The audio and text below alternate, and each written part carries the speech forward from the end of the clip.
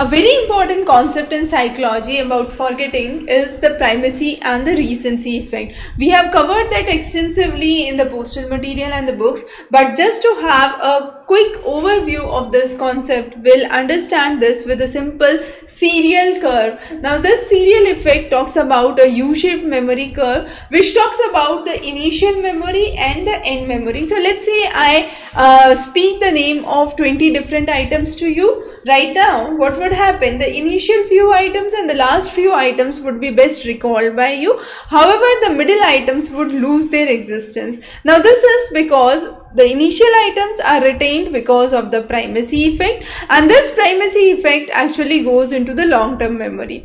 The last items are retained because of the recency effect, and this recency effect is usually seen in the short-term memory. So what is learned in the very early or very end is the thing that is fresh in your memory. The things which are intermittent would have higher chances to be lost into the ocean. So what happens in our everyday life? Let's say you take a shopping list to the market. You would remember the items which you mentioned in the beginning and the end, but some of the items in the middle would be lost. Let's say if you are trying to do a presentation, it's very important that the initial few things would be very capturing and the concluding remarks should be very memorable.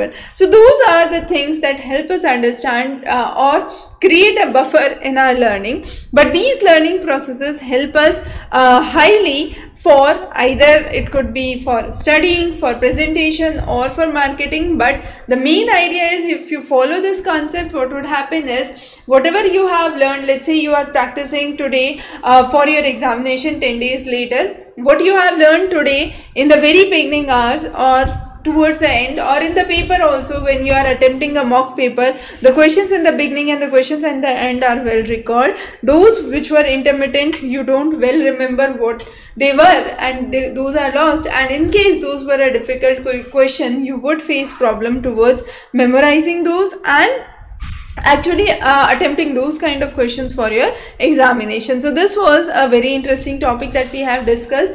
As we mentioned before, numerous topics in psychology we'll be covering in our upcoming videos. Stay tuned, stay subscribed. Thank you.